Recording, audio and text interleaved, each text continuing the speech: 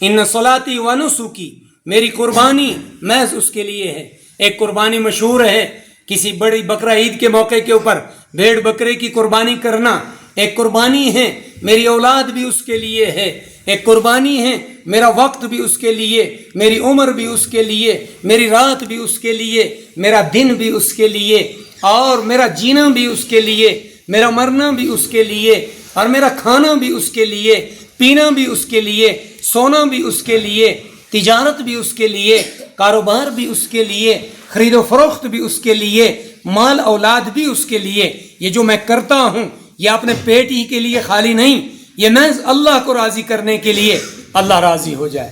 اللہ تجارت سے بھی راضی ہوتا ہے، اللہ لینے دینے سے بھی راضی ہوتا ہے، اللہ نکاح سے بھی راضی ہوتا ہے، اللہ بچوں سے بھی راضی ہوتا ہے، بچوں کے باپ سے بھی راضی ہوتا ہے، اللہ کبھی مکان بنانے سے بھی راضی ہوتا ہے، اللہ بستی آباد کرنے سے بھی راضی ہوتا ہے، لیکن کب تب جب سب کام اللہ کی مرضی کے مطابق ہوں، اللہ کی منشا کے مطابق ہوں، اور جب اپنی مرضی سے ہوں تو پھر اللہ ناراض ہو جاتا ہے۔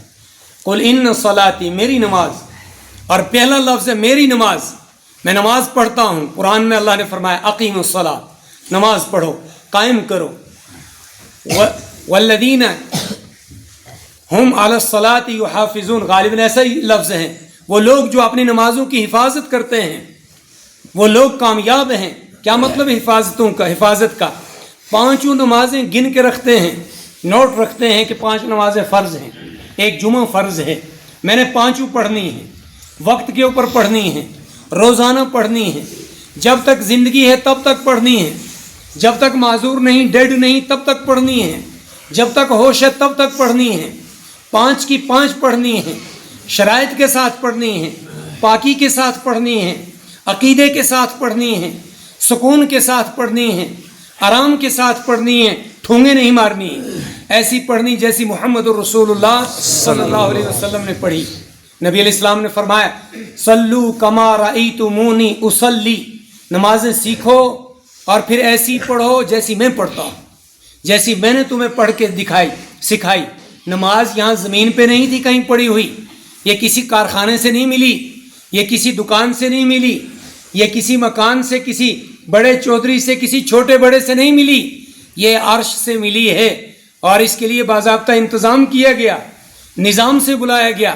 سبحان الذی اسری بعبدہ لیلا من المسجد الحرام الی المسجد الاقصی الذی بارکنا حولہ، پاک ہے وہ ذات جو راتوں رات اپنے بندے اور محبوب کو مسجد حرم سے چلاتے ہیں اور مسجد اقصی میں پہنچاتے ہیں، جس کے ارد گرد برکتیں ہیں، جس کا آج نام فلسطین پڑھتے ہیں آپ، اور پھر وہاں سے راتوں رات آسمانوں کی سیر کرواتے ہیں، اور وہاں کوئی گپیں نہیں مارتے ہیں، وہاں کوئی اور باتیں نہیں کرتے ہیں، 2-3 انعام دیتے ہیں اللہ تعالیٰ۔ ان انعامات میں سے ایک اہم انعام نماز ہے، ایک اہم عبادت ہے نماز، یہ اللہ عرش سے دیتے ہیں اور کہتے ہیں یا رسول اللہ سب کچھ دے دیا، بس ایک بندے کو نمازی بنا دو، کھڑا کر دو، پھر سب کچھ مل گیا اس کو، اب کچھ الگ سے گن کے دینے کی اور ضرورت نہیں ہے، انہیں نمازی بنا دو، انہیں لے کے نماز دے دو۔ اور اب جو یہ نماز پڑھے گا نہ دنیا میں رسوا ہوگا نہ آخرت میں رسوا ہوگا، اب جو یہ نماز پڑھے گا نہ دنیا میں بھوکا مرے گا نہ آخرت میں بھوکا رہے گا، اب جو یہ نماز پڑھے گا نہ دنیا میں اس کی اولاد اس کو رسوا کرے گی اور نہ آخرت میں رسوا ہوگا، اب جو یہ نماز پڑھے گا غربت اس کے گھر میں اور زندگی میں نہیں رہے گی، اب جو یہ نماز پڑھے گا اس کو چہرے کی رونق کے لیے کریم پاؤڈر لگانے کی ضرورت نہیں پڑے گی، اس کے چہرے سے حسن ٹپکے گا، اب جو یہ نماز پڑھے گا اس کے گھر میں شیطان داخل نہیں ہوگا، نماز کی برکت سے نماز والے فرشتے داخل ہوں گے، اب جو یہ نماز پڑھے گا اس نماز سے اس کے گھر میں جھگڑے فساد نہیں ہوں گے بلکہ جھگڑے فساد آئے ہوئے نکل جائیں گے، اب جو نمازی یہ نماز پڑھے گا میری دی ہوئی جو میں نے عرش سے دی، اب وہ مردود نہیں ہوگا دنیا میں، اس کا احترام گرے گا نہیں، اب وہ دنیا میں محترم ہو جائے گا، اب اس کا احترام کیا جائے گا، اس کی اولاد اس کا احترام کریں گی، اس کے پڑوسی اس کے احترام کریں گے، اس کی بیوی اس کا احترام کرے گی، اس کے ماں باپ اس کا احترام کریں گے، اس کے گاہک، اس کے ماننے والے، اس کے ملازمین اس کا احترام کریں گے، یہ صاحب نمازی ہے، اس کے صاحب اس کا احترام کریں گے کہ یہ ہمارا ملازم نمازی ہے، اس کے پڑوسی اس کا احترام کریں گے کہ یہ ہمارا پڑوسی نمازی ہے، کہیں گے یہ جھوٹا ہے، قسم کھا کے کہیں گے یہ نمازی ہے، نمازی جھوٹا نہیں ہو سکتا ہے، قسم کھا کے کہیں گے یہ چور نہیں ہو سکتا، یہ نمازی ہے۔ بس یا رسول اللہ تفصیل کی ضرورت نہیں، آپ نماز لے جائیں، صرف ان کو نمازی بنا دیں اور نماز دے دیں ان کو، اور ان کو کہہ دیں کہ اس نماز کو پکڑ لینا۔ کس طریقے سے پکڑ لینا؟ پاکی کے ساتھ پکڑنا، عقیدے کے ساتھ پکڑنا۔ کیا عقیدہ ہو؟ عقیدہ یہ ہو لا الہ الا اللہ، کوئی معبود نہیں سوا اللہ کے، کوئی کارساز نہیں سوا اللہ کے، کوئی جھکنے کے لائق نہیں سوا اللہ کے سامنے۔ یہ پیشانی ہم کسی کے سامنے نہیں جھکائیں گے، ہم بھی عزت دار ہیں، ہم بھی خاندار ہیں، ہم بھی کچھ ہیں، ہم خواہ نہیں جھکاتے روڈوں پہ، سڑکوں پہ اور کسی کی چوکھٹوں پہ۔ ہم کو ایسے بھکاری نہیں کہ لوگوں کے دروازوں پہ پشکول لیے ہوئے چکر لگائیں، نہیں، لیکن اس کے سامنے ایسے عاجز ہیں کہ ایک دم گر جاتے ہیں۔ یہ پیشانی اس کی دی ہوئی ہے، یہ اس کے در پہ قربان ہے، اس کے نام پہ قربان ہے۔ ہم یہ پیشانی جھکا کے ثابت کرتے ہیں کہ وہ ہمارا اللہ ہے، وہ ہمارا خالق ہے، مالک ہے اور داتا ہے، ہم اس کے بندے اور بھکاری ہیں، ہم ضرورت مند ہیں، وہ ضرورت مند نہیں ہے، وہ دینے والا داتا ہے، یہ ثابت کرتے ہیں۔ اور یہ ہے اللہ، اس کو اللہ مانے اور اس اللہ کی نماز ہے اللہ نے دی، یہ عقیدہ رکھے کہ اللہ ایک ہے، اسی کے لیے نماز، اسی کی نماز ہے، اس کے علاوہ کسی اور کے سامنے جھکا نہیں جا سکتا۔ اور پھر فرمائے نماز کو قائم کرو، پڑھو نہیں، ادا نہیں کرو۔ ادا کا مطلب یہ ہوتا ہے کہ چھوٹ کی جلدی جلدی آؤ، 2-4 ٹھونگے مارو اور چھوڑ دو، وقت ہو گیا، جلدی جلدی ادھر کام ادھر کام، بس ایک فرض اتارو، جان چھڑاؤ، 2 ٹھونگے مارو، جناب نماز جی ادا ہو گئی، وہ کام ہو گیا۔ کہا نہیں، ایسا بھی نہیں، پڑھ دو، پڑھ چھوڑو، پڑھ کے چھوڑ دو، نہ ایسا بھی نہیں۔ فرمایا اقیموا الصلاۃ، نماز کو قائم کرو، زندگی میں قائم کرو، دل میں قائم کرو، ایمان میں قائم کرو، ذہن میں قائم کرو، گھر میں قائم کرو، خاندان میں قائم کرو، اولاد میں قائم کرو، بستی میں قائم کرو اور عرش پہ قائم کرو۔ جو نماز تمہاری جائے عرش پہ، واپس تمہارے منہ پہ نہ پھینکی جائے، اور جنت میں قائم کرو۔ قائم کا مطلب ہے پہلی نمبر عقیدہ، عقیدے کے ساتھ نماز پڑھو، اور پھر دوسرے نمبر ہے نماز کے لیے اندر باہر سے پاک ہو جاؤ، ظاہری اور باطنی پاکی۔ اپنے لقمے پہ نظر کرو، میں نے نماز پڑھنی ہے، جو لقمہ کھا رہا ہوں یہ آیا کہاں سے، آیا کیسے، کیسا ہے؟ یہ کہیں کمی زیادتی تول کی میں تو نہیں آیا، میں نے سودا تولا اور کسی کو کمی کر کے دے دیا یا زیادتی کر کے لے لیا، کہیں ایسا تو نہیں ہے کسی کی زمین سے سبزی لے آیا، کہیں ایسا تو نہیں ہے کسی سے چھین کے پیسے لے لیے، کہیں ایسا تو نہیں ہے میرا کچھ کاروبار سود سے چل رہا ہے، کہیں ایسا تو نہیں ہے میں نے 2 پیسے کہیں رشوت کے لے لیے، کہیں ایسا تو نہیں ہے میں نے کسی کا کھانا کھا لیا، کہیں ایسا تو نہیں ہے کہ کہیں یتیم کی کوئی وراثت میرے مال میں ملی ہوئی ہے، کہیں ایسا تو نہیں ہے بیٹی کی وراثت نہیں دی وہ حق میں کھا رہا ہوں، کہیں ایسا تو نہیں ہے بیوی کا مہر ہی نہیں ادا کیا اور وہی میں مزے لے لے کے کھا رہا ہوں، کہیں ایسا تو نہیں ہے کہ بیوی کا جہیز چرا کے وہی کما بیچ کے میں دکان چلا رہا ہوں، کھا رہا ہوں، کہیں ایسا تو نہیں ہے بیوی کے نام پہ لون لے لیا یا اس انداز سے دکانیں چلا کے اور کھا رہا ہوں۔ میں لقمہ دیکھتا ہوں، یہ نماز ہے، یہ پاک پروردگار کی ہے، اور علم اور شریعت اور قرآن اور اللہ کے رسول یہ تو یوں بھی نور ہیں، یہ تو پاک ہیں، یہ تو ناپاکی کے ساتھ جمع نہیں ہوتے ہیں، اور یہ دل پاک ہونا چاہیے۔ اور دل کیا ہے؟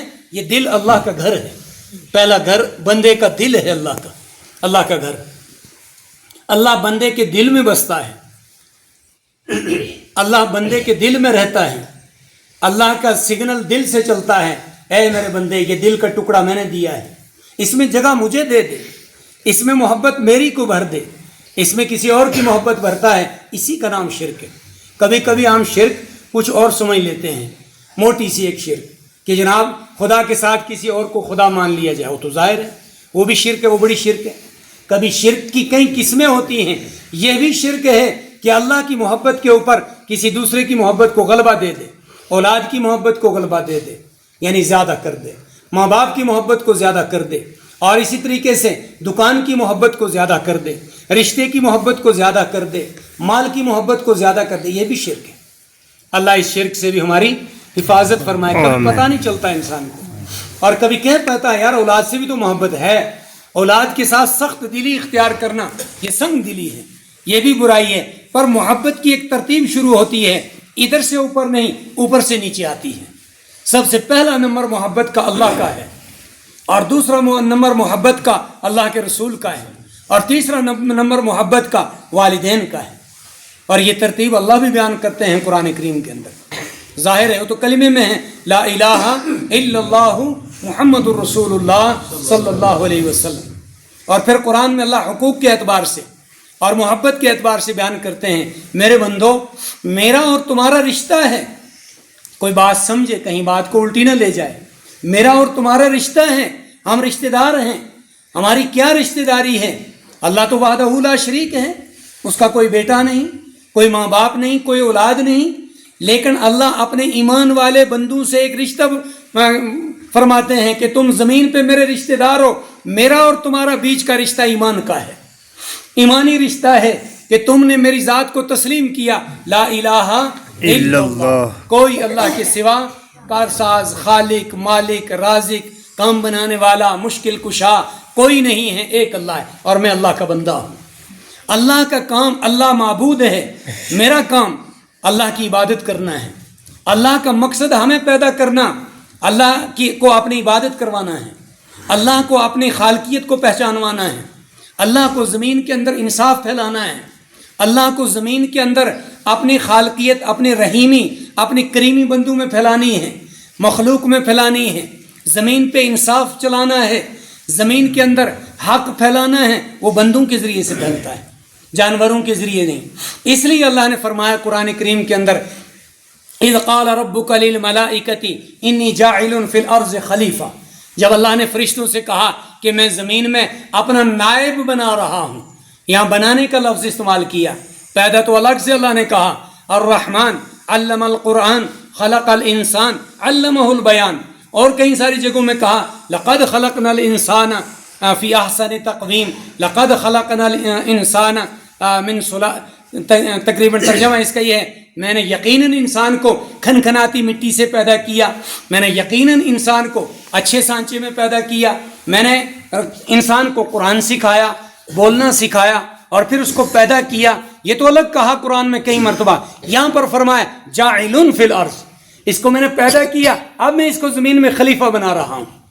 اور خلیفہ کا مطلب ہے یہ جانوروں کو چارہ ڈالے گا، یہ جانوروں کو پانی پلائے گا، یہ اولادیں پیدا کروائے گا، یہ اولاد کو کھانا کھلائے گا، یہ رشتے ناطے کرے گا، یہ مکان بنائے گا، یہ زمین میں فیصلے کرے گا، یہ پنچایتیں کرے گا، یہ تاجر ہوگا، یہ کسی کا کسٹمر ہوگا، یہ زمین میں چلے گا ایک دوسرے کے ساتھ، یہ کسی کا باپ بنے گا، یہ کسی کا بیٹا بنے گا، یہ کسی کا بہنوئی بنے گا، یہ کسی کا داماد بنے گا، یہ کسی کا سسر بنے گا، یہ معاشرے کے اندر یہ اس کے رشتے جڑیں گے، اور ان میں یہ اللہ کی وحدانیت کو اور اللہ کی صفتوں کو، اللہ کی صفت رحیمی کو، صفت کریمی کو ان میں یہ منتقل کرے گا دوسروں میں۔ یہ کسی کا پیر بنے گا، کسی کا استاد بنے گا، کسی کا شاگرد بنے گا، اور اللہ کی ان محبوب صفتوں کو یہ لوگوں میں پھیلائے گا۔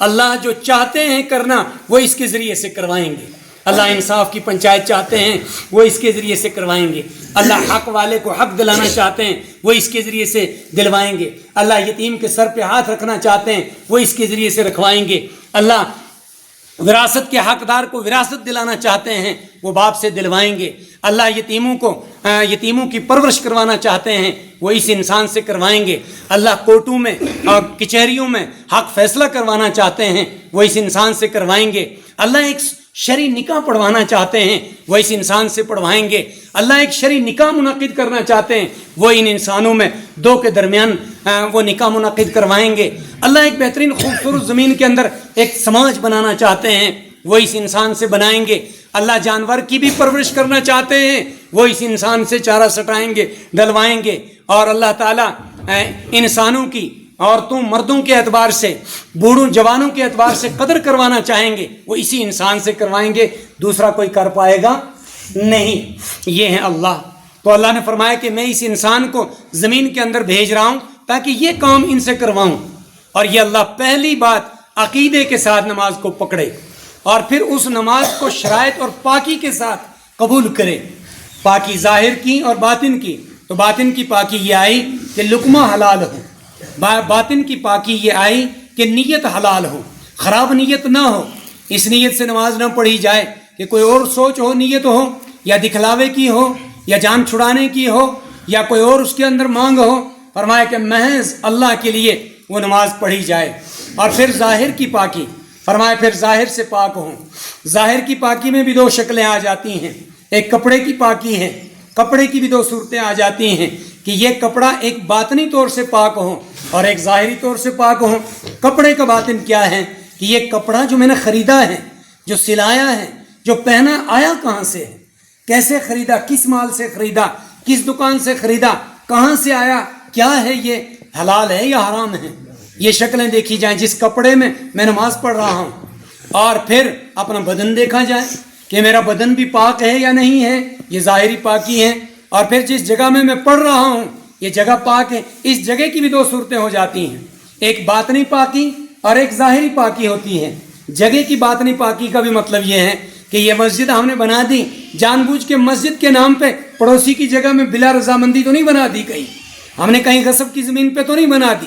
میں جہاں راستے میں نماز پڑھ رہا ہوں کسی کو تکلیف تو نہیں دے رہا ہوں, روڈ کو تو نہیں بند کر رہا ہوں, اور کسی کی ایسی زمین میں تو نہیں پڑھ رہا ہوں جو ناجائز زمینیں ہیں, چھین کے تو نہیں پڑھ رہا ہوں کہیں. یہ ان چیزوں سے بھی پاک ہوں. اور پھر ظاہری پاکی, گوبر گندگی سے پاک ہوں, فلاں فلاں سے پاک ہوں, اور اپنا جسم پاک ہوں. پھر فرمایا اللہ نے کہ اس نماز کو لے کر نماز میں تم میرے ساتھ باتیں کرتے ہو, کھڑے ہوتے ہو. فرمایا اب پاک ہو کے آؤ, منہ دھو کے آؤ, اگر غسل کی ضرورت ہے تو غسل کر کے آؤ. فرمایا فاغسلوا وجوہکم وایدیکم الی المرافق وامسحوا برؤوسکم وارجلکم الی الکعبین. مجھے اس دنیا سے کیا لینا دینا, یہ تو انتہائی ناپاک ہیں. اللہ فرماتے ہیں میں نے تو یہ تمہارے لیے قائم رکھی ہے, تم اس دنیا میں چلتے پھرتے ہو, جب میرے دربار میں آؤ پاک ہو کے آؤ. یہ نماز قائم کرو, یہ چیزیں معلوم کرو اس طریقے سے کہ نماز کی حالت میں اللہ کے پاس کیسے جائیں گے, ہم نماز کیسے پڑھیں گے. فرمایا چہرے دھو, اپنے ہاتھ دھو کونیوں سمیت, اپنے سر کے مسح کرو, اور اپنے پاؤں دھو. یہ چار ہی باتیں. وضو تو کہیں اور سے ٹوٹتا ہے, ناپاکی تو کہیں اور ہوتی ہے. قرآن میں اللہ نے فرمایا لا یمسہ الا المطہرون, قرآن کو چھوئے بھی وہ آدمی جو پاک ہے, ناپاک آدمی نہ چھوئے. فرمایا اس سے پہلے تم یہ کرو کہ تمہیں استنجے کی ضرورت پڑے, حاجت آئے, پیشاب کی ضرورت پڑے. اللہ کے نبی نے قرآن کی تفسیر کرتے ہوئے فرمایا جب پیشاب کے لیے جاؤ, پہلے زمانے میں باتھ روم نہیں ہوتے تھے, آپ نے فرمایا پست جگہ تلاش کرو, ڈاؤن جگہ تلاش کرو, نرم جگہ تلاش کرو, دور جاؤ مکان سے, اور پردے میں چلے جاؤ, پردہ اختیار کرو, اور پھر حیا اختیار کرو, اور پھر تم قضاء حاجت کرو. اور جب وہاں سے فارغ ہو, اور پھر رسول اللہ صلی اللہ علیہ وسلم نے فرمایا پاکی حاصل کرو, مکمل مٹی سے حاصل کرو, پانی سے حاصل کرو. اللہ نے ایک قوم کی تعریف کی قرآن میں, کہا وہ لوگ بڑے اچھے ہیں یا رسول اللہ. نبی علیہ السلام گئے, پوچھا کہ یار آپ کی تعریف اللہ نے کی ہے, کیا صفت ہے آپ میں؟ انہوں نے کہا کہ ہم جب پیشاب استنجا کرتے ہیں تو پہلے مٹی سے, پتھر سے صفائی کرتے ہیں, پھر پانی استعمال کرتے ہیں. فرمایا یہی اللہ کو پسند ہے زیادہ. اور پھر خیال رکھو کہ کپڑوں پہ چھینٹیں تو نہیں پڑی, کہیں کپڑے تو نہیں آلود ہوئے ہیں. پھر فرمایا اب آؤ, اب آ کے بیٹھو, پاک پانی لو, صاف برتن میں لو, اونچی جگہ بیٹھو, کہیں تمہارے چہرے کا, ہاتھوں کا پانی دوبارہ لوٹے میں تو نہیں جا رہا ہے. فرمایا اب منہ دھو, فاغسلوا وجوہکم, اب نماز پڑھ کے, اور اگر غسل کی ضرورت ہے فرمایا بدن کو بھی دھو, کلی بھی کرو, ناک میں پانی بھی ڈالو, گندگی بھی صاف کرو, پورے بدن پہ پانی بہاؤ. فرمایا اب تم پاک ہو گئے, اب آؤ اللہ کے دربار میں, اب تمہاری نماز کسی حد تک قائم ہوگی. اب خود بھی یقین کرو, اور اب اللہ کی ذات سے بھی یقین ہے, امید ہے کہ نماز پوری ہوگی. اور پھر قائم کرنے کا مطلب اس کو زندگی میں جگا دو. ایسا نہیں ہے کہ فجر پڑھ لی ظہر چھوڑ دی, ظہر پڑھ لی عصر چھوڑ دی, مغرب پڑھ لی عشاء چھوڑ دی, عشاء پڑھ لی فجر چھوڑ دی, اور پھر بہانے اور سستیاں اور کام کی مشغولیاں اور فلاں. فرمایا یہ بہانے چھوڑو, بہانے چھوڑ کر میری نماز پڑھو. اقیم الصلاۃ, نمازیں قائم کرو, یہ ہے قائم نماز. اور پھر وہ نماز جو اس حالت میں پڑھی گئی اس کو پھر فرشتے لے کر عرش پہ اللہ کے سامنے پیش کرتے ہیں, اور پھر ریشم کے غلاف میں لپیٹ کر لے جاتے ہیں, اور پھر اس نماز کو عرش کے اوپر قائم کیا جاتا ہے کہ اب یہ مرے گا, آئے گا, اور یہ نماز اس کی سفارشی بنے گی. اب یہ نماز اس کے لیے جمع رہے گی. یہ ہے نماز قائم کرنا کہ نمازیں قائم کرو, پڑھو اور بات ہے لیکن نماز قائم کرو. اللہ نے وہ نماز پڑھنے کا ہمیں ابھی موقع نصیب کیا. قل ان صلاتی, میری نماز اللہ کے لیے, ونسکی, اور میری قربانی. میں یہ دنیا کے اندر جتنا جیتا ہوں, کام کرتا ہوں, اے اللہ سب کچھ تیرے لیے. ومحیایا ومماتی للہ رب العالمین, اور میرا جینا جتنا ہوں, 10 سال ہوں, 20 سال ہوں, 50 سال ہوں, یہ جینا کوئی دنیا کے لیے, اپنے لیے نہیں. جو کماتا ہوں, خود کھاتا ہوں, اپنے خاندان کو, پریوار کو کھلاتا ہوں, محض اللہ کے لیے, اللہ کے لیے, تاکہ اس کھانے سے میں زندہ رہوں اور ہوش رہے, اللہ کا قرآن پڑھ سکوں, اللہ کی نماز پڑھ سکوں, اللہ کے لیے فیصلہ کر سکوں, اللہ کے لیے چل پھر سکوں, اپنے بچوں کی پرورش کر سکوں, اپنے خاندان کا خرچہ اٹھا سکوں, ان یتیموں کی مدد کر سکوں. اس لیے کھاتا ہوں میں, اس لیے تو نہیں کہ کوئی پیٹ بھرنا میرے ذمہ فرض ہے, وہ تو جانور بھی بھرتے ہیں. تو میرا جینا بھی اللہ کے لیے, اور میرا مرنا بھی, جب میں مروں اس حال میں مروں کہ اللہ کے لیے میری موت آ جائے. جہاں مرا, سفر میں مرا, گھر میں مرا, کہیں مرا, اس حال میں کہ بھائی مر رہا ہوں اللہ کے لیے. اور جو اللہ کے علاوہ کے لیے مرتا ہے وہ خود کش ہوتا ہے, وہ جہنمی ہوتا ہے. اللہ کے بغیر کسی اور چیز کے لیے جو اللہ کے لیے مرتا ہے وہ شہید ہوتا ہے. وہ چاہے اپنی موت مرے, بستر پہ مرے, لیکن شہید ہوتا ہے. اللہ کے یہاں اس کو شہادت کا درجہ ملتا ہے, نیکیوں کے ڈھیر ہوتے ہیں. تو یہ فرمایا کہ میرا جینا اور میرا مرنا اللہ کے لیے ہو. اس عقیدے کے ساتھ اپنی نماز قائم کی جائے. میرے دوستو, ایمانی بھائیوں, جو بچے نے تلاوت کی اس کے اندر یہی ترغیب دی گئی کہ اے انسان, جب تجھے حکم دیا جائے, اللہ کی طرف سے حکم آئے, تو پھر چون چرا نہ ہو, چون چرا نہ کرو, اللہ کے حکم پہ راضی ہو جاؤ اور اللہ کے حکم کے اوپر کھڑے ہو جاؤ. اور یہ جو میں نے آیت پڑھی, الف لام میم ذالک الکتاب لا ریب فیہ ھدی للمتقین, یہ قرآن جو تمہارے سامنے ہے, یہ جو ہم نے تمہیں دیا ہے. اس سے پہلے بھی بچے نے جو مضمون پڑھا اس میں بھی یہی ہے کہ میرا یہ عقیدہ ایمان ہے, اللہ ایک ہے, اللہ پاک ہیں, اللہ کے علاوہ کسی اور کو نہیں مانتا, اللہ کی کتاب پاک ہے, اس کتاب کے علاوہ کسی اور کو مانتے اور جانتے نہیں, اللہ کے رسول آخری پیغمبر ہیں, ان کے علاوہ ہم ان کے بعد کسی اور نبی کو نہیں مانتے. تو یہ جو کتاب محمد رسول اللہ صلی اللہ علیہ وسلم چھوڑ گئے, یہ پڑھنے اور پڑھانے کے لیے چھوڑ گئے ہیں. ایک لفظ اور بھی یاد رکھنا, قرآن کریم میں اللہ تعالیٰ فرماتے ہیں وجاہدوا فی سبیل اللہ, اور وہ لوگ تم میں سے جو اللہ کے راستے میں جہاد کرتے ہیں. وہاں تفسیر کے اندر مفسر نے لکھا ہے کہ بڑا جہاد, جہاد اکبر, قرآن کریم کا پڑھنا اور قرآن کریم کا پڑھانا ہے. وہ جہاد اپنی جگہ ہے, جو دوسرا جہاد ہے فی سبیل اللہ اعلاء کلمت اللہ, وہ جہاد ایک جز ہے وہ بھی, لیکن بڑا جہاد قرآن کریم کو پڑھنا اور قرآن کریم کو پڑھانا ہے, اور قرآن کریم کو اپنے گھر میں قائم کرنا ہے, اور قرآن کریم کو پڑھوانا ہے, اور اس کے بعد اپنے نفس کے اوپر کنٹرول, اپنے آنکھوں کے اوپر کنٹرول, اپنی زبان کے اوپر کنٹرول, اور اپنے جسم کے اوپر کنٹرول, اور کیا کہتے ہیں اپنے غصے کے اوپر کنٹرول, اور اپنے نفس کی خواہشات کو دبانا, یہ بھی ایک جہاد اکبر ہے. تو قرآن کریم کی یہ قرآن کتاب جو ہے پڑھنے کے لیے, پڑھانے کے لیے اور عمل کے لیے ہے. اللہ نے فرمایا نبی علیہ الصلوۃ والسلام سے پڑھو, اور ان کے خلفاء اور ان کے نائب میں علماء بنا دوں گا قیامت تک, اور یہ سینہ بسینہ منتقل کرتا رہوں گا. محض اس لیے نہیں کہ بستی کا ایک حافظ ہے, حافظ قرآن ہے دکھانے کے لیے, ایک عالم ہے ہمارا کافی ہے, باقی دکان کریں, مکان بنائیں اور گاڑیاں چلائیں, نماز بھی وہ پڑھے, روزے بھی وہ رکھے, زکاتیں بھی وہ لے, ہم کبھی دے دیں جب وہ بتا دیں. فرمایا نہیں, یہ قرآن سینہ بسینہ ہم منتقل کر رہے ہیں, تمہارا سینہ بھی حقدار ہے, تمہارا سینہ بھی اس کا حق رکھتا ہے کہ تم اپنے سینے میں اس قرآن کو اتارو, تمہارا سینہ بھی اس کا حق رکھتا ہے کہ تم اپنے سینے میں نبی کی محبت کو اتارو, اور تمہارا گھر بھی اس کا حق رکھتا ہے کہ تمہارے حق میں گھر میں قرآن کی تلاوت کی جائے. اس قرآن سے تم اپنی دنیا اور آخرت بناؤ. اللہ نے فرمایا کہ اس کو پڑھو. اس کے اندر فرمایا پروردگار نے ان الصلاۃ تنہا عن الفحشاء والمنکر والبغی یعظکم لعلکم تذکرون. یہ جو عرش سے میں نماز عبادت دے رہا ہوں یا رسول اللہ صلی اللہ علیہ وسلم یہ ان کو دے دو، یہ اس کو قائم کریں۔ اور اس نماز کے بڑے 3 فائدے ہیں کہ ان الصلاۃ تنہی عن الفحشاء، یہ نماز ان کو بے حیائی سے بچا لے گی۔ اور بڑا فساد معاشرے میں بے حیائی ہے۔ جب بیٹا بے حیا ہو جاتا ہے تو باپ کے سامنے، معاشرے کے سامنے کھڑے ہو کے پیشاب کرتا ہے، باپ کے سامنے آواز اونچی کرتا ہے، باپ کے سامنے ننگے کپڑے پہنتا ہے ایسے جس میں بدن ننگا نظر آتا ہے، ماں کے سامنے ایسے کپڑا پہنتا ہے جس میں بدن ننگا نظر آتا ہے، بیٹی باپ کے سامنے ایسے کپڑے پہنتی ہے جس میں ننگا بدن نظر آتا ہے۔ یہ بے نمازی کی علامت ہے۔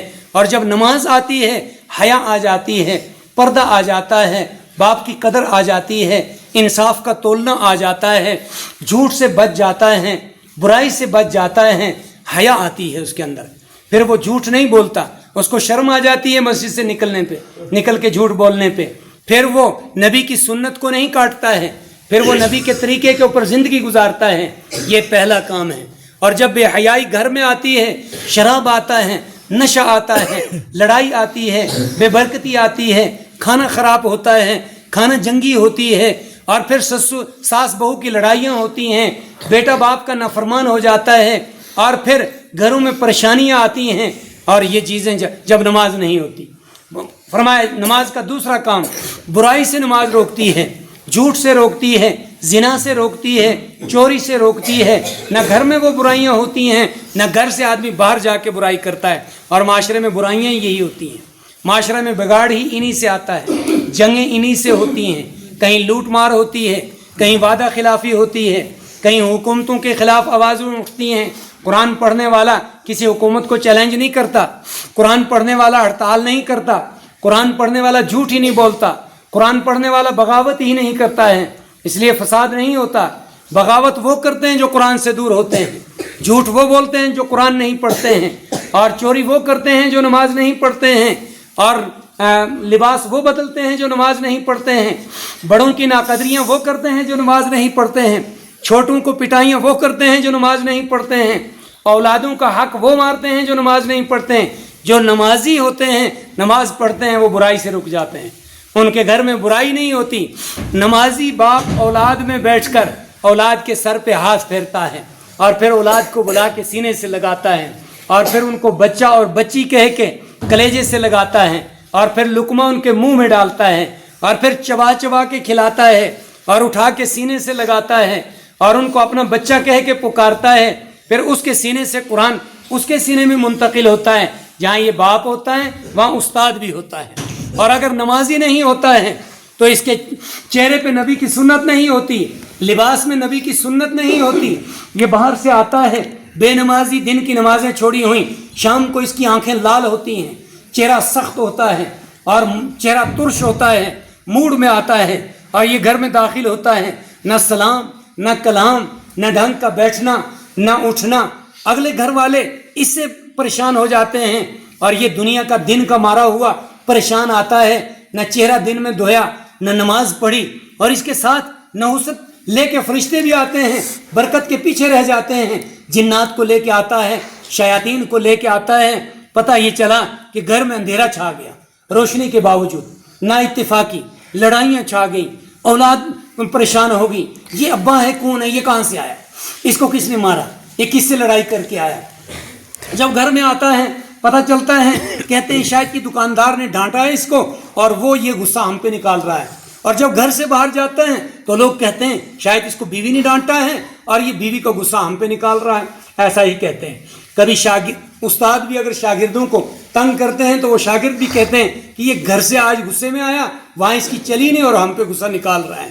پھر ایسا ہوتا ہے یہ چیزیں، اور یہ بے نمازی کی نشانی ہے، نماز کے صحیح نہ ہونے کی نشانی ہے، نماز نہ آنے کی نشانیاں ہیں۔ جب بندہ نمازی ہوتا ہے اس کو صبر آتا ہے۔ قرآن کہتا ہے یا ایھا الذین آمنوا استعینوا بالصبر والصلاۃ ان اللہ مع الصابرین۔ اے ایمان والو، تم نماز پڑھو اور نماز کے ذریعے سے مدد حاصل کرو، اور صبر کے ذریعے سے مدد حاصل کرو، اور اللہ صبر والوں کے ساتھ ہے۔ جب تم نماز پڑھو گے بڑی جنگ میں بھی صبر کر لو گے، اور جب تم نماز پڑھو گے سوئی کا دھاگا پروتے ٹائم بھی مشکل آئے گی، وہاں بھی صبر کر لو گے، اور جب تم نماز پڑھو گے تو بیوی کے حالات تمہارے ساتھ پیش آئیں تم صبر کر لو گے، جب تم نماز پڑھو گے بڑے بیٹے ہونے کے باوجود یا چھوٹے، باپ نے وراثت نہیں دی تو گالیاں نہیں دو گے، مکان نہیں چھینو گے، بغاوت نہیں کرو گے، صبر کر لو گے۔ میرے بندے جب نماز پڑھو گے، معاشرے میں تمہارے ساتھ حالات آئیں تو تم خودکشی نہیں کرو گے، صبر کر لو گے، گھر واپس آ جاؤ گے۔ نماز برائی سے روک دیتی ہے، نماز منکرات سے روک دیتی ہے، نماز صبر یاد دلاتی ہے۔ اور اللہ فرماتے ہیں میں حالات لاتا ہوں، پھر نمازی صبر کرتا ہے۔ حالات کیسے لاتا ہوں؟ وَلَنَبْلُوَنَّكُمْ بِشَيْءٍ مِّنَ الْخَوْفِ وَالْجُوعِ وَنَقْصٍ مِّنَ الْأَمْوَالِ وَالْأَنفُسِ وَالثَّمَرَاتِ وَبَشِّرِ الصَّابِرِينَ۔ میں کبھی کبھی اپنے بندوں پہ حالات لاتا ہوں، کبھی وہ بیمار ہوتے ہیں، کبھی ان کے اوپر خوف طاری ہوتا ہے۔ ابھی بادل آیا، پتہ نہیں بادل سے کیا گرے گا، ابھی ظالم آیا پتہ نہیں ہمیں کاٹ دے گا، ابھی درندہ آیا پتہ نہیں کھا دے گا، خوف کا ماحول طاری کرتا ہوں۔ اور پھر آزماتا ہوں کہ نماز پڑھیں گے اس میں یا نہیں، اللہ کے سامنے سجدہ ریز ہوں گے یا نہیں، اللہ کو یاد کریں گے یا نہیں، صرف امتحان کے لیے، صرف آزمانے کے لیے۔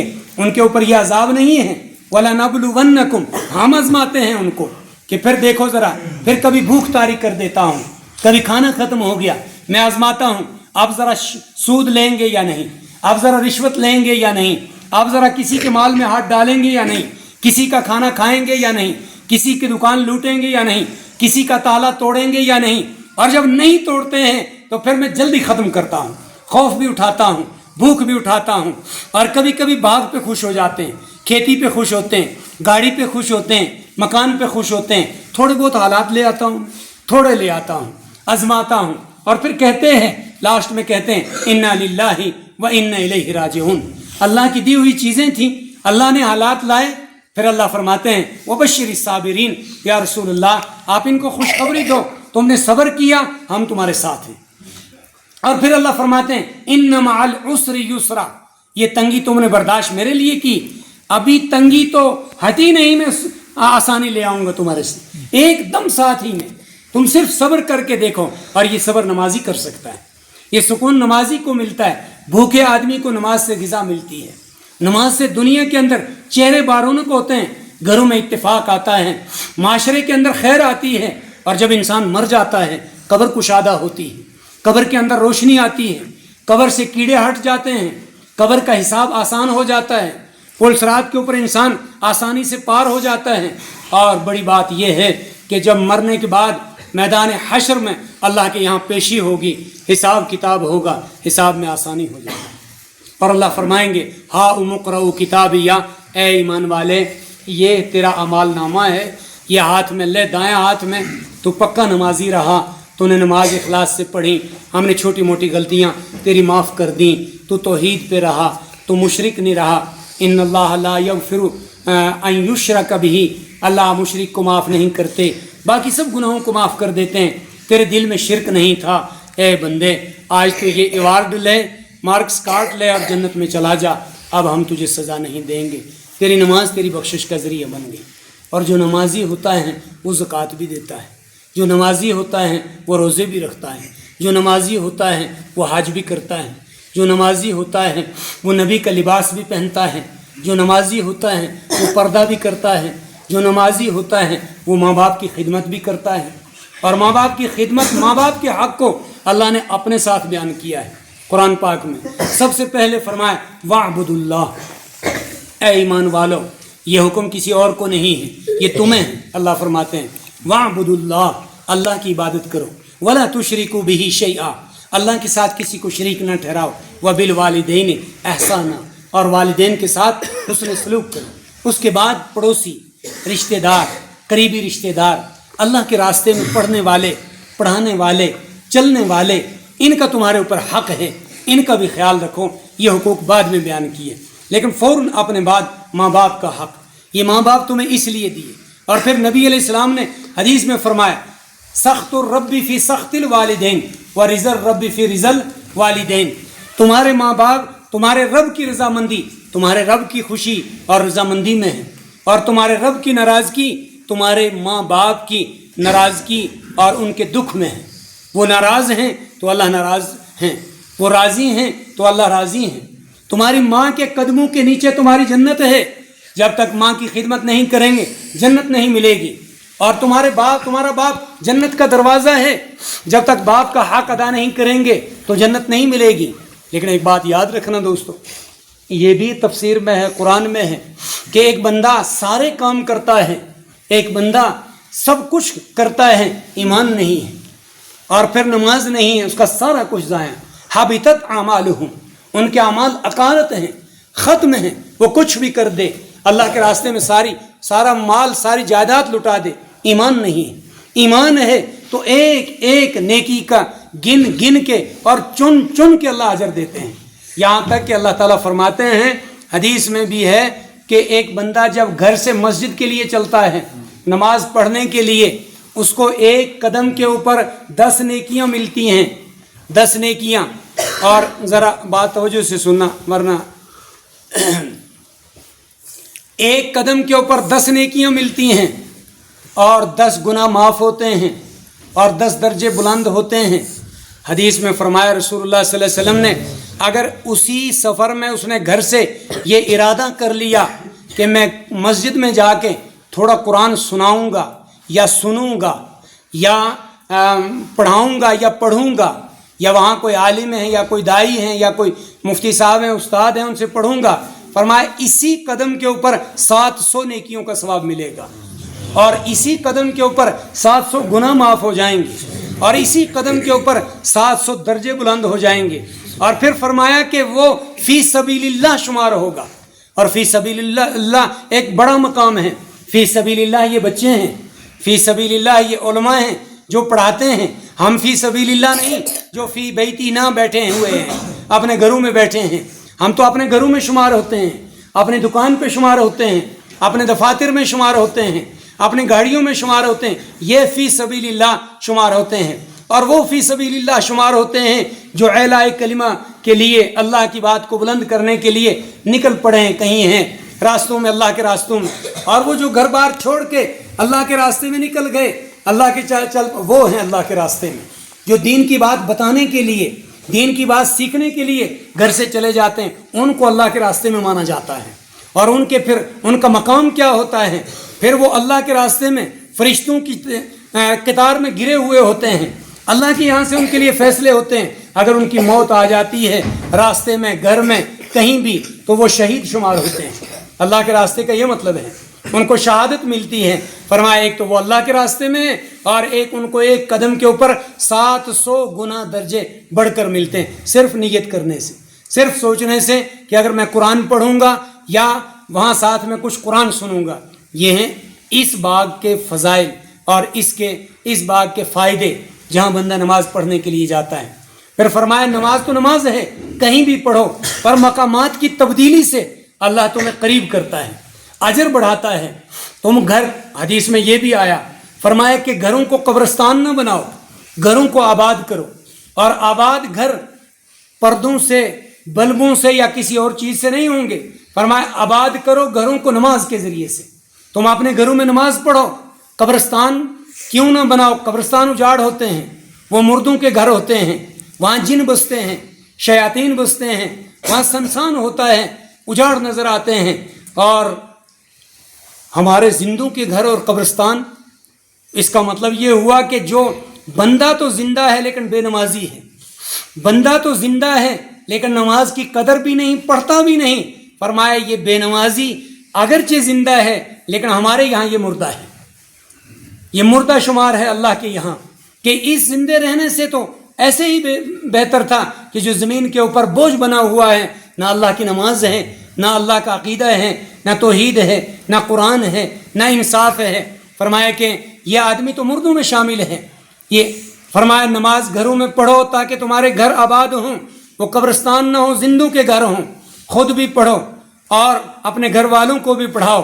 پھر تم گھر سے 5 گانا مسجد کے اندر نکلو اور پھر وہاں تمہاری چند لوگوں سے ملاقات ہو، میں تمہارا ثواب بڑھا دیتا ہوں۔ اور پھر تم وہاں سے منتقل جامع مسجد تک ہو، میں تمہارا ثواب اور بڑھا دیتا ہوں۔ اور پھر تم وہاں سے منتقل مسجد حرم تک ہو، مسجد نبوی تک ہو، میں تمہارا ثواب اور بڑھا دیتا ہوں، آگے ہی بڑھاتا جاتا ہوں، ترقی دیتا ہوں، کمی نہیں کرتا ہوں۔ یہ تمہاری نماز کا صلہ ہے اور یہ تمہیں قیامت کے دن ملے گا اور دنیا میں بھی ملے گا۔ اور فرمایا جس کے یہاں نماز نہیں گھر میں، اس کے یہاں جانور تو ہے لیکن دودھ نہیں ہے تھنوں میں، اس لیے کہ نماز نہیں ہے، برکت نہیں ہے۔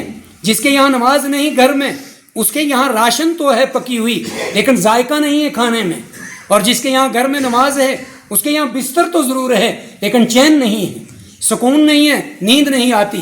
اور جس کے یہاں نماز نہیں، اس کے یہاں شربت تو بنا ہوا ہے لیکن پھیکا نظر آتا ہے، اس کے یہاں اولاد تو ہے لیکن احترام نہیں ہے۔ یہ بات کیا ہے؟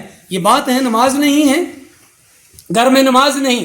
اور ایک آدمی ہے اس کے یہاں نماز نہیں، ہر چیز کا خوف اس کے دل میں طاری ہے، مرض اس کے گھر میں ہے، آج سر میں درد ہے، کل بخار ہے، پرسوں آنکھ میں درد ہے، آج کوئی اور سردی گرمی ہے، آج کوئی اور پریشانی ہے، اور پھر وہ مارا اللہ کے علاوہ پھرتا ہے، کبھی کسی کے یہاں تعویذ کے لیے، کبھی کسی کے یہاں دم کے لیے، کبھی کسی کے وہاں۔ اگر نمازی ہے تو پھر گھر میں بیماریاں نہیں آتی، اگر آ جاتی ہیں تو اللہ نکال دیتا ہے، اللہ شفا بھی دیتا ہے۔ یہ نماز کی برکتیں ہیں، یہ نماز کے فوائد ہیں، فائدے ہیں۔ اور اگر نماز پڑھتا ہے تو تجارت کے لیے اس کو گاہک نہیں ڈھونڈنا پڑتا، وہ بیٹھ جائے، اس کا کام ہے دکان کا شٹر اوپر کرو، جھاڑو لگا دو، صفائی کر دو، یہ کام بندے کا ہے۔ یہ ضرور ہے کہ بندہ صفائی کرے، یہ ضرور ہے کہ بندہ سجائے گھر کو، مکڑیوں کے جالے اٹھائے، یہ ضرور ہے کہ اپنا چہرہ دھوئے، صفائی کرے، یہ ضرور ہے کہ وہ بیٹھے اور تسبیح پڑھے نماز پڑھ کے۔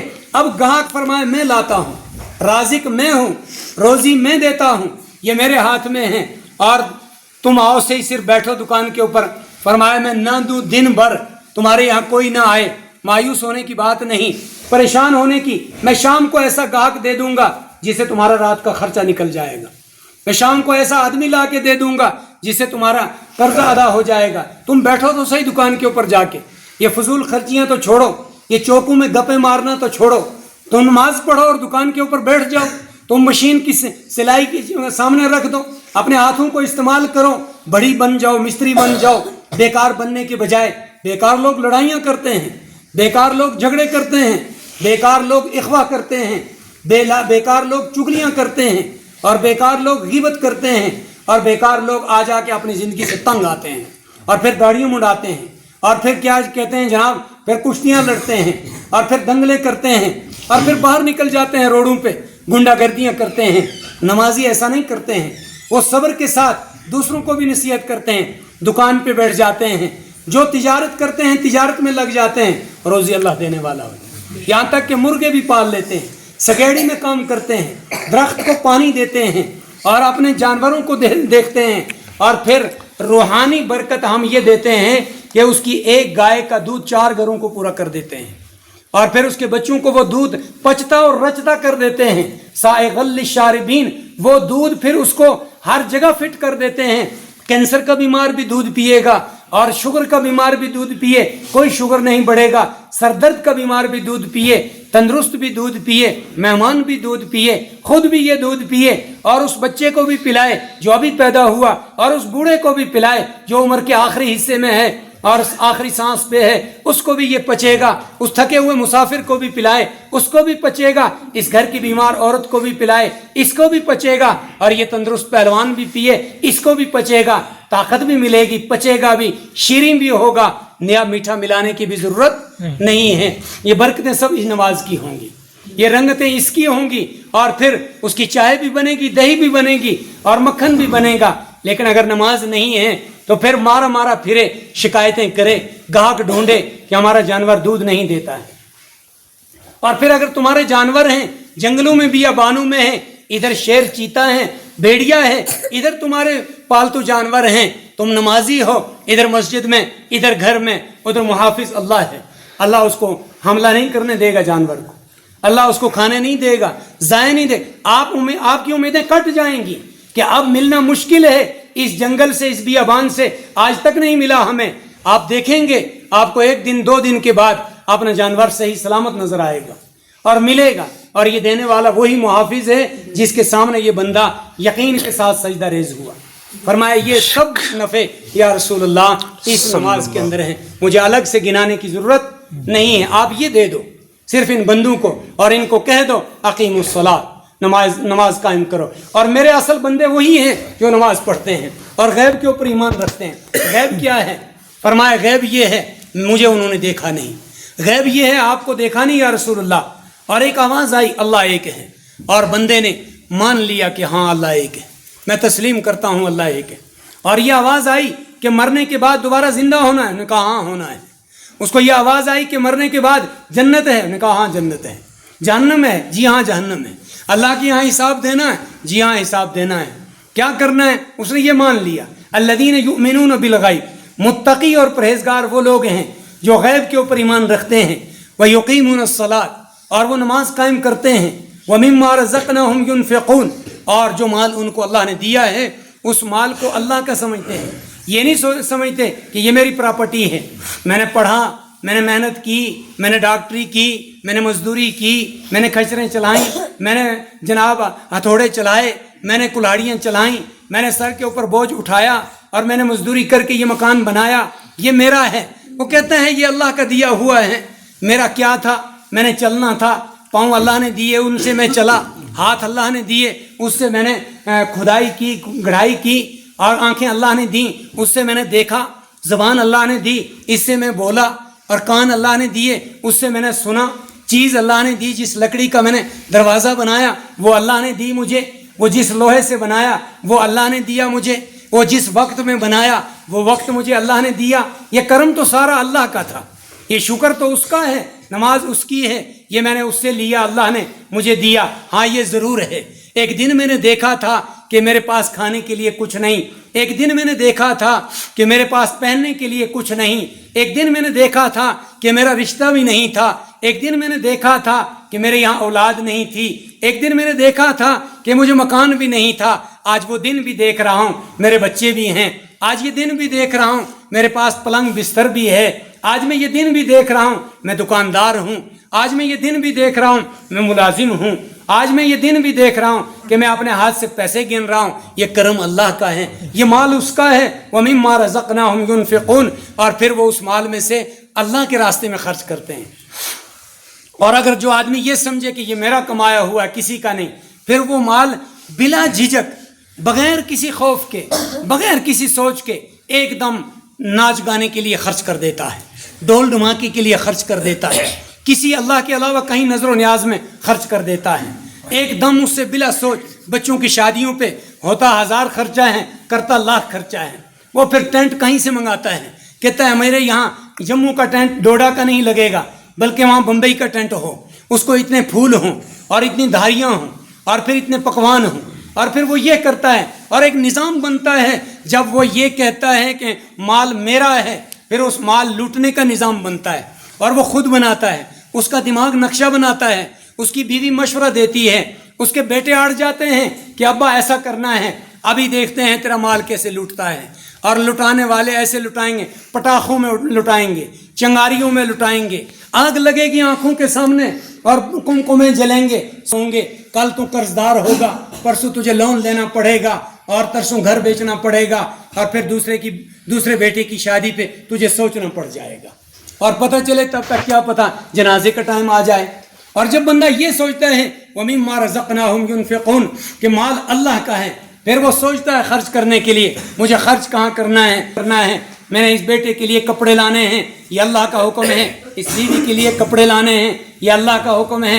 اس کے لیے کھانا لانا ہے، یہ اللہ کا حکم ہے. اس مسجد میں چندہ دینا ہے، یہ اللہ کا حکم ہے. اللہ کے ان مہمانوں کو دینا ہے، یہ اللہ کا حکم ہے. مہمان کو چائے پلانی ہے، یہ اللہ کا حکم ہے. ابا کے لیے دوائی لانی ہے، یہ اللہ کا حکم ہے. اماں کے لیے کپڑے لانے ہیں، یہ اللہ کا حکم ہے. پڑوسی یتیم کو کھانا دینا ہے، یہ اللہ کا حکم ہے. اور پھر میں اس کے لیے بانٹتا ہوں. میرا 100 روپیہ ہے، 10 اس کو ہے، 10 اس کو ہے، 5 اس کو ہیں، 15 اس کو ہیں. اور اللہ کا شکر ہے 10 مجھے لاسٹ میں بچ گئے ہیں. اور جب یہ 10 بچ گئے ان کا محافظ اللہ ہے. اب یہ بیماری پہ نہیں لگیں گے، اب یہ لوٹے نہیں جائیں گے، اب چور آئیں گے راستہ بھٹک جائیں گے، میرے 10 روپے بچ جائیں گے، کل اور کماؤں گا. اور یہ جو 90 میں نے خرچ کر دیے ہیں یتیموں کے لیے، غریبوں کے لیے، مسجد کے لیے، ادارے کے لیے، اللہ کے لیے، قرآن کے لیے، یہ سب ضائع نہیں ہیں. اور یہ وہ ہیں جن کے لیے اللہ نے کہا 1 روپے کے بدلے میں 70 روپے دوں گا، 1 کے بدلے میں 10 دوں گا، 1 کے بدلے میں 1000 دوں گا. اور یہ وہ مال ہے جو اللہ نے کہا کہ یہ جمع کر دو خزانے کے اندر. تمہیں نفع چاہیے جیسے بینک میں جمع کرتے ہیں فکس کروا دیتے ہیں اور پھر 1 کا 2 ڈبل 4 ملتے ہیں. فرمایا ادھر مت جمع کرو، وہ جہنمی بن جائیں گے، میرے پاس جمع کرو، یہاں رہیں گے، یہاں سے میں دنیا میں بھی دوں گا اور آخرت میں دوں گا جہاں تمہارا کوئی پرسان حال نہیں ہوگا. اور وہیں تو اصل ضرورت ہے آخرت میں، لیکن اللہ پھر دنیا میں بھی دیتے ہیں. اور بندہ جب یہ سوچتا ہے کہ یہ مال اللہ کا دیا ہوا ہے اور پھر وہ ترتیب بناتا ہے ڈھنگ سے خرچ کر، لیکن پھر خرچ کرنے میں تنگ نہیں ہوتا ہے. اور جب اپنا مال سمجھتا ہے تو ادھر تو لٹوایا جاتا ہے، پتہ ہی نہیں چلتا. اس کو پتہ چلا ٹینٹ لائے، گاڑی نہیں 20,000 کرایہ لے لیا. اس کو پتہ چلا ادھر ٹرانسفارمر لائے، ادھر جنریٹر لائے، ادھر فلان لایا، ادھر فلان لایا، حساب کیا، کیلکولیشن کی، ہو بنایا تو 1,00,000 کا تھا، ادھر تو 1,04,000 ہو گئے ہیں، 4,00,000 خرچہ ہو گیا. ادھر کروایا جاتا ہے، ادھر پہلے سمجھ دی جاتی ہے، برکت دی جاتی ہے. کہا ادھر دل کھول خرچنے کے لیے، ادھر ہم تیرا خرچہ بچا لیں گے. اور ادھر کہتے ہیں یار میں نے 100 خرچنا تھا، ادھر تو 50 ہی خرچ ہوئے، ابھی اور 20 دے دو، ابھی اور 10 دے دو، ابھی اور 5 دے دو. ادھر تو برکت ہی برکت ہو رہی ہے. کہاں پھر ہم ایسا نظام بناتے ہیں، زندگی میں بھی نظام بناتے ہیں، خوشیوں سے زندگی گزر جاتی ہے، اچھی موت آتی ہے، موت کے وقت چہرے پہ رونق آ جاتی ہے، آسانی سے روح نکل جاتی ہے. میت ہے، لگتا ایسا ہے ابھی مسکرا رہا ہے. میت ہے، قبر میں لے جا رہے ہیں، رنگ تبدیل نہیں ہوا، میت کا رنگ نہیں بنا، اس لیے کہ یہ نمازی تھا، اس لیے کہ مال حلال تھا اور مال کو اللہ کے راستے میں خرچ کیا تھا. وَمِمَّا رَزَقْنَاهُمْ يُنْفِقُونَ. اور پھر آگے فرمایا کہ وہ لوگ پھر نبی اور نبی کی شریعت اور پہلے پیغمبروں کی شریعت کے اوپر ایمان رکھتے ہیں. اور آخری جو جز ہے وہ فرمایا وَبِالْآخِرَةِ هُمْ يُوقِنُونَ. اصل بات یہ ہے کہ وہ آخرت کے اوپر ایمان رکھتے ہیں. اور جھگڑا بھی یہی ہے. 2-3 باتیں ہیں شریعت کے اندر جن کا جھگڑا بھی رہا اور ہے بھی اور جن کا نقصان بھی ہے. پہلی بات یہ ہے کہ توحید، اللہ تعالیٰ کی توحید.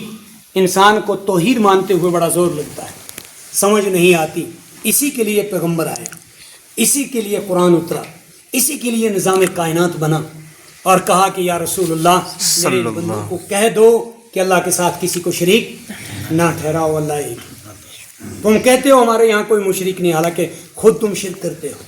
اے لوگو شرک کو سمجھو، یا رسول اللہ ان کو یہ پیغام دے دو.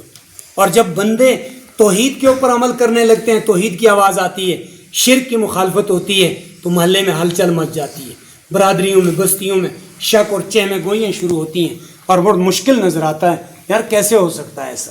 اور دوسری بات جو اہم بات ہے جہاں مشکل پیش آتی ہے، انسان سب کچھ آسانی سے کرتا ہے، دوسری بات ہے رسالت کی، رسالت مآب محمد الرسول اللہ صلی اللہ علیہ وسلم کہ یہ طریقہ رسول اپناؤ. یہاں جا کے انسان پھنستا ہے اور کہتا ہے کہ یار یہ کیا طریقہ ہے. طریقہ تو وہ ہے جو لندن سے آیا، طریقہ تو وہ ہے جو آج دنیا چاند پہ چلی گئی، طریقہ وہ ہے جو فلان جگہ سے آیا. یہ کیا بتا رہے ہیں دقیانوسی، پرانا دور اور پرانا وہ سسٹم، یہ کیا کرے گا، یہ کہاں لے جائے گا. یہاں مشکل آتا ہے.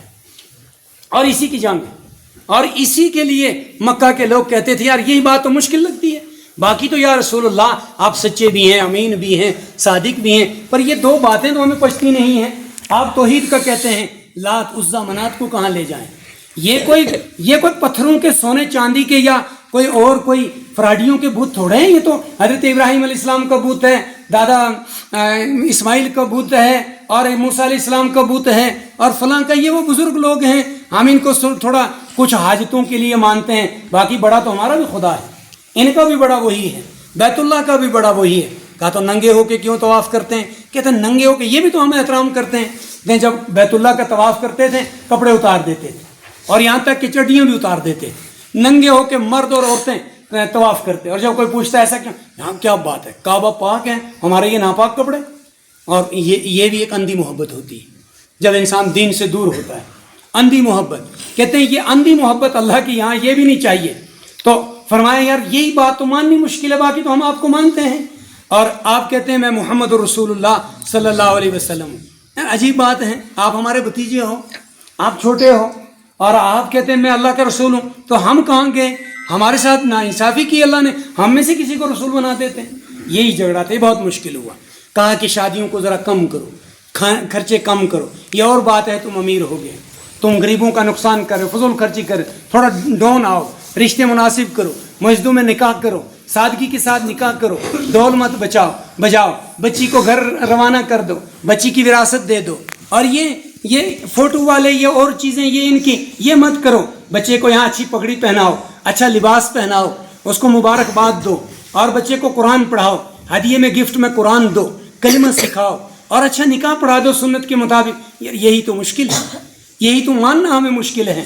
رسالت، توحید، رسالت. اور تیسری جو بات کی جنگ تھی وہ یہ تھی کہ مرنے کے بعد زندہ ہونا. یار یہ عجیب بات ہے، یہ کوئی نیا فلسفہ پڑھا رہے ہیں. ہم نے دیکھا دفن کرتے ہیں، مٹی کھا دیتی ہیں اور ہڈیاں گل جائیں گی، سڑ جائیں گی، بوسیدہ ہو جائیں گی. جناب آپ پڑھے لکھے ہیں، سیانے، آپ ہی بتانا ہم دوبارہ اٹھیں گے؟ یعنی یہ ان لوگوں کا سوال ہوتا آپس میں. وہ کہتے ہیں نہیں یار ایسا کیسے ہو سکتا ہے، ہم کب اٹھیں گے، ہم تو مٹی ہو جائیں گے، ہم تو مر جائیں گے، اور پھر کوئی ہمارا حساب لے. اچھا چلو یار مان لیتے ہیں حساب بھی لیں گے، تو ہم دنیا میں پیچھے نہیں رہتے. ہماری اپروچ اتنی ہے، ان کو یہاں در در جانا پڑتا ہے، کوئی سنتا نہیں، چوکی والے نہیں مانتے، ہم سیدھا سی ایم کو فون کرتے ہیں، ہماری تو وہاں بنتی ہے، اور ہم تو یہاں اپنا کام بیٹھے بیٹھے بنا لیتے ہیں. تو چلو اگر وہاں زندے ہی ہو گئے اور پھنسنے کی باری آئی تو ہم تو اپنی اپروچ دوڑا لیں گے، ہم تو بس جناب مال دیں گے اور یہ پیسہ دیں گے، خرچ کریں. ہمیں فرمایا کہ زمین بھی تمہاری ہو جائے، آسمان 7 ہیں وہ تمہارے ہو جائیں، زمین 7 ہیں وہ تمہاری ہو جائیں، سمندر تمہارے ہو جائیں، اور اس کے کہیں دگنا اور تمہارے ہو جائیں، سب ہو جائیں، کیا کرو گے دے کر وہاں؟ کس کو دو گے؟ کیا لو گے؟ نہ نیکی اس سے ملے گی، نہ اس سے تم کچھ وہاں کروا پاؤ گے. وہاں تو سفارشی کوئی اور ہوں گے، شافع و مشفع.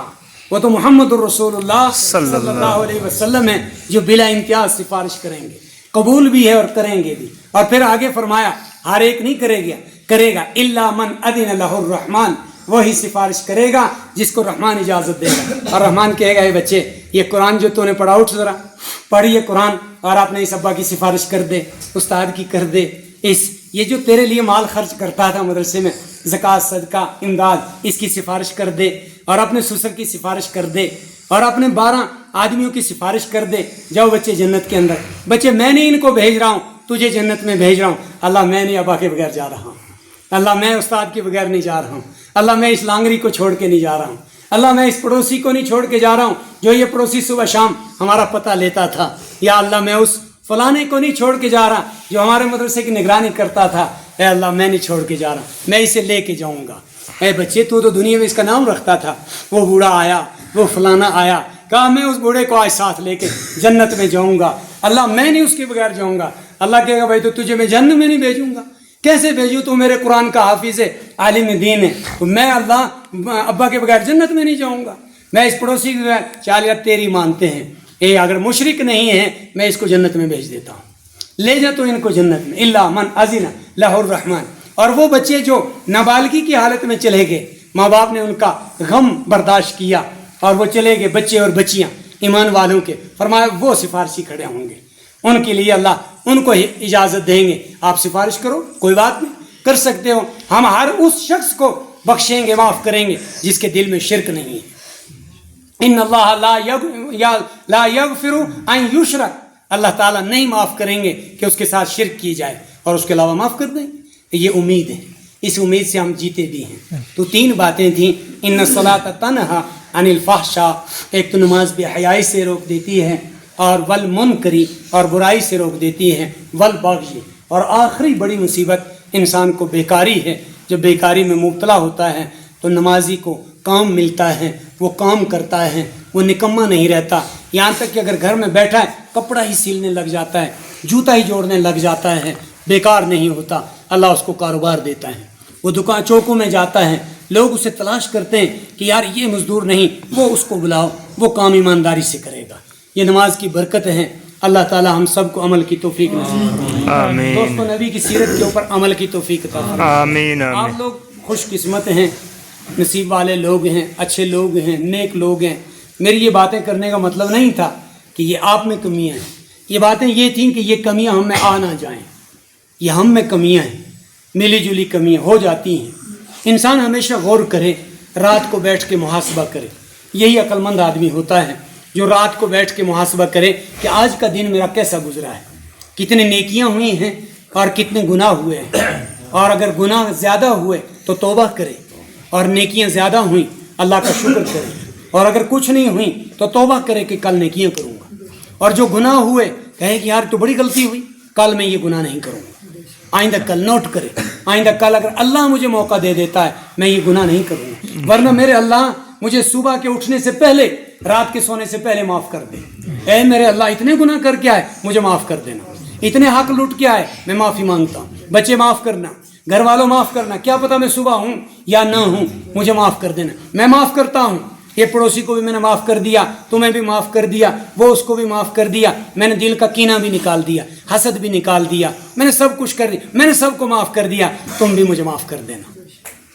اور پتہ نہیں میں صبح زندہ ہوں، جب صبح آنکھ کھولے تو فیصلہ کرے کہ آج کا دن میرا ایسا گزرے کہ مجھ سے کوئی ظلم نہ ہو۔ ہم آپس میں ایک دوسرے کے بڑے ہیں اور ہمارے اوپر یہ لازم ہے اپنے بڑوں کا ادب، اپنے چھوٹوں پہ شفقت، اپنے برابر والوں کا خیال، لیکن اللہ کے بڑے نہیں ہیں، اللہ سے بڑے نہیں ہیں، اللہ کے یہاں حساب دینا ہے، ہر حال میں دینا ہے، اس کا خیال رکھیں گے انشاءاللہ۔ یہ محاسبہ ہو روزانہ ہر ایک کا، پھر مال کا ہو، زندگی کا ہو، کیا کمایا، کیسے کمایا، کہیں ایسا نہ ہو گن گن کے رکھیں، صدقہ نکالیں، خیرات نکالیں، برائیاں دور ہوں گی معاشرے کے اندر، نمازیں قائم کریں، بہت اچھا معاشرہ ہو گیا آپ کا، اور مزید معاشرہ صاف کرو۔ اور آپ کو خرابیاں نظر آتی ہیں تو یہ کہہ کے دور مت کرو کہ یار میں تو نمازی ہوں پر ہمارے وہ محلے والے بڑے بے نمازی ہیں، وہ بڑے بیکار ہیں، آہا کاش یہ محلے والے برے نہ ہوتے تو ہم بڑی ترقی کر جاتے۔ یہ نہیں کہنا ہے کاش ہم میں برائیاں نہ ہوتی ہم اور آگے بڑھتے، یہ کہے مجھ میں یہ غلطی نہ ہوتی ہم آگے بڑھتے، میرے سے یہ پڑوسی اچھا ہے، نماز چھوٹ گئی ہوگی کیا پتہ، کوئی مجبوری ہوئی، ورنہ یہ بڑا نیک ہے، بڑا صالح ہے، یہ اچھا آدمی، شاید اسی کی وجہ سے ہم قائم نہ ہوں یہاں، یہ کہے، ضرور کہے یہ، اور یہ اللہ پسند کرتا ہے اور اس کہنے والے کو اللہ اجر دیتا ہے۔ اور دوسری بات یہ ہے کہ اپنے بچوں کو قرآن ضرور پڑھائیں، بہت اچھی بات ہے، یہ سب بچے آپ ہی کے ہوں گے، اور مزید کوشش کریں کہ ہر گھر کے اندر حافظ قرآن پیدا ہو، قرآن کی تلاوت ہو، ادارہ آباد ہو، قرآن بچے کا سن کے بہت خوشی ہوئی، میرا ذہن ہی ادھر بٹ گیا، چلا گیا، اتنا اچھا قرآن، اور یہ قرآن کہاں کا ہے، یہ یہاں کہاں پڑھا جا رہا ہے، یہ ان سنگلاخ وادیوں میں، بھدرواہ میں ادھر یہ قرآن پڑھا جا رہا ہے، یہ جو مدینہ کی ان پہاڑیوں پہ اور مکہ کے ان پہاڑیوں پہ اترا ہے، اور یہ جو محمد الرسول اللہ صلی اللہ علیہ وسلم، اور یہ جس کے بارے میں اللہ فرماتے ہیں قرآن میں لو انزلنا هذا القرآن على جبل لرأيته خاشعا متصدعا من خشیت اللہ کے خوف سے وہ پہاڑ بھی ریزہ ریزہ ہو جاتے۔ اور یہ وہ قرآن جو ابو جہل کی زمین میں اترتا تھا آس پاس میں، اور وہ محروم چلا گیا بدر کے اندر، اس کو نصیب نہیں ہوا، اور یہ بدرواہ کے اندر یہ بچے قرآن پڑھ رہے ہیں جن کی اس وقت نسلیں بھی کسی کو یاد نہیں تھی، پتہ نہیں تھا کہ کون پڑھے گا، کتنے خوش قسمت لوگ ہیں، اور یہ ماں باپ اور یہ لوگ اور آپ لوگ، ایسا قرآن پڑھا گیا۔ اللہ اس قرآن کو باقی رکھے اور مزید آگے بڑھائے، آمین۔ بہت دل کھول کے قرآن پڑھانے والے، اور بہت دل کھول کے خرچ کرنے والے، تمہارا خرچہ اللہ کو منظور ہو جائے، تمہارے خرچے سے کوئی حافظ قرآن بن جائے، کسی غریب کا، کسی دور پہاڑی والے کا، کسی مسافر کا کوئی حافظ قرآن بن جائے، کیا پتہ وہی ہادی قوم بن جائے، کیا پتہ وہی قوم کا مسیحا بن جائے۔ بہت جان لگا کے تم پڑھانا، کیا پتہ تمہارا پڑھایا ہوا ایک شاگرد پوری قوم کے لیے نجات کا ذریعہ بن جائے، اور ہم اور آپ کے لیے، سب کے لیے نجات کا ذریعہ بن جائے، یہ کوئی پتہ نہیں ہوتا۔ دارالعلوم سے بہت پڑھے لیکن حسین احمد مدنی ایک ہی نکلے، بہت پڑھے اشرف علی تھانوی رحمۃ اللہ علیہ ایک ہی نکلے، بہت پڑھے دارالعلوم قائم کرنے والا حضرت نانوتوی ایک ہی نکلا، بہت پڑھے دنیا سے، آپ کے یہاں سے بھی بہت پڑھے، مفتی نذیر صاحب ایک ہی نکلے، بہت پڑھتے ہیں اور بھی لوگ، لیکن وہ ایک ہی نکلتا ہے جو سب کو لے کے چلتا ہے، جو سب کا مسیحا بن جاتا ہے، پھر سب اس کے پیچھے چلتے ہیں۔ اللہ ہمیں ان جیسوں کے پیچھے چلنے کا موقع دیتا ہے۔ بہت نبی بھی آئے پر نبی رحمت محمد رسول اللہ صلی اللہ علیہ وسلم جو جگمگا کے چلے گئے، بہت شہر بنے پر مکہ ایک ہی بنا جو شہروں کا بھی سردار ہوگا، بہت پہاڑ آئے پر احد پہاڑ ایک ہی آیا جو نبی سے بھی بات کرتا تھا، بہت مسجدیں بنی پر مسجد نبوی ایک ہی بنی جو سب کی سردار بن گئی۔ ہوتا ہے ایسا، بہت مائیں آئیں پر وہ ماں ایک ہی آئی جو لال دے کے چلی گئی، امی آمینہ، بہت مائیں آئیں پر وہ ماں آئی جو بغداد سے امیر کبیر شیخ ہمدانی کو رخصت کر کے کشمیر کی طرف چلی گئیں، بہت مائیں آئیں، کشمیر میں شیر بھی پیدا ہوئے اور بکریاں بھی پیدا ہوئیں, بکری اور شیر کی کہانیاں بھی آپ پڑھتے ہوں گے, سب ہوئے, پر وہ بھی ماں تھی جو شیخ نور الدین ولی دے کے چلی گئیں. یہ مائیں تھیں, اور یہ وہ باپ بھی تھے جنہوں نے ان مائیں کی تربیت بھی کی تھی, اور ان کے اللہ نے ان کی قدر کی, اور ان کے نطفے سے اور ان کے شکم سے اللہ نے ایسے لوگ دیے. اور وہ بھی ایک ماں تھی جس ماں کی تمنا سے, وہ بھی ایک باپ تھا جس باپ کی تمنا سے صلاح الدین ایوبی بھی آ گئے. یہ تمنا رکھیں, اور یہ سب کچھ ہوتا تمناؤں سے نہیں ہوتا ہے, یہ کردار سے ہوتا ہے, یہ کریکٹر سے ہوتا ہے. ہم پولیس تھانے میں جائیں, وہاں کریکٹر مانگتے ہیں, اللہ کے یہاں بھی کریکٹر مانگا جاتا ہے. کہتا ہے چیز تو مانگتا ہے, کریکٹر دکھا, ہے کون ہے, تو کہاں ہے, تیرے کوئی مقدمہ, کوئی جرم, کوئی قصور تو نہیں ہے کہیں, تو دکھا ذرا کریکٹر. تیرا کریکٹر کمائی, زبان, آنکھ, کان, سوچ, نیت اچھی ہے, لو صلاح الدین ایوب تمہارا ہے. یہ ہم کریکٹر والوں کو دیں گے, ہر ایک کو تھوڑا دیں گے, ہر ایک کو لے جاؤ, یہ پڑا ہوا مال ہے ادھر باہر. کسی کے قبضے میں کوئی شرابی لگتا ہے, کسی کے قبضے میں کوئی سنگر لگتا ہے, کسی کے قبضے میں کوئی کریکٹر لگتے ہیں, کوئی اور کنڈکٹر لگتا ہے, کچھ لگتا ہے. تو اس قسم کے لے جاؤ, اور پھر وہ اولاد تمہیں مارے اور تم اولاد کو مارو, اور یہ تمہارا مال ہوگا. ورنہ پھر ہم کریکٹر دیکھ کے جب دیں گے, اور پھر دیں گے ایسے جیسے آئے, اور واقعی کشمیر کو, بھدرواہ کو رونق ملی, اور یہ چلے. پھر وہ جہازوں پہ اور گاڑیاں کر کے اور کشتیوں سے نہیں آئے, پھر وہ پیدل آئیں گے, اور پیدل چل کر ان پہاڑیوں سے گزر کے دعائیں کرتے ہیں, اور جا کے اپنی تربت اور مٹی کشتواڑ میں بنا دیں گے. بنا دی شاہ خیار الدین, شاہ اسرار الدین نے, اور وہ دعائیں کر کے گئے. قورمہ, حلوہ, مرغا, چکن کھا کے نہیں, پتہ نہیں کیا کھا کے چلے گئے. وہ پتے کھا کے, بھوکے رہ کے, دعائیں کر کے, ستو پی کے, پانی پی کے, اور بس ایک کپڑا پہن کے چلے گئے. اب اللہ پہنانے والا ہے, لیکن یہ پوری امت جگمگا رہی ان کی برکتوں سے. تو ایسے لوگ بناؤ یار, ایسی سوچیں بناؤ, ایسی نیتیں کرو, اور رات کے آخری حصے میں اٹھو, اللہ سے مانگو. بڑی بڑی راتیں ہیں, 24 گھنٹے دیے, 8 گھنٹے سونے کے نکال لو, 16 گھنٹوں کی ترتیب بناؤ, تاجر بھی بنو, ملازمت بھی کرو, اور کچھ پڑھو بھی. رات کے آخری حصے میں لوگوں سے مانگنے کے بجائے اللہ سے مانگو, اللہ دیتا ہے. اللہ ہم سب کو عمل کی توفیق. آمین. اللہ تعالیٰ یہ ٹوٹی پھوٹی اور بکھری ہوئی باتوں کو ہماری نجات کا ذریعہ بنائے. میں نے آپ کو وقت بہت زیادہ لے لیا, مجھے معاف کرنا, نماز میں بھی تاخیر ہو گئی. اللہ نے ہمیں موقع دے دیا اکٹھے ہونے کا. کچھ بکھری ہوئی باتیں ہیں, مجھے امید ہے آپ دعا کریں گے, اللہ میرے بھی گناہ معاف کر دیں, اور اللہ آپ کو بھی ترقی نصیب کریں, اور اللہ مرنے سے پہلے ہم سب کو ایمان نصیب کریں. وآخر دعوانا ان الحمدللہ.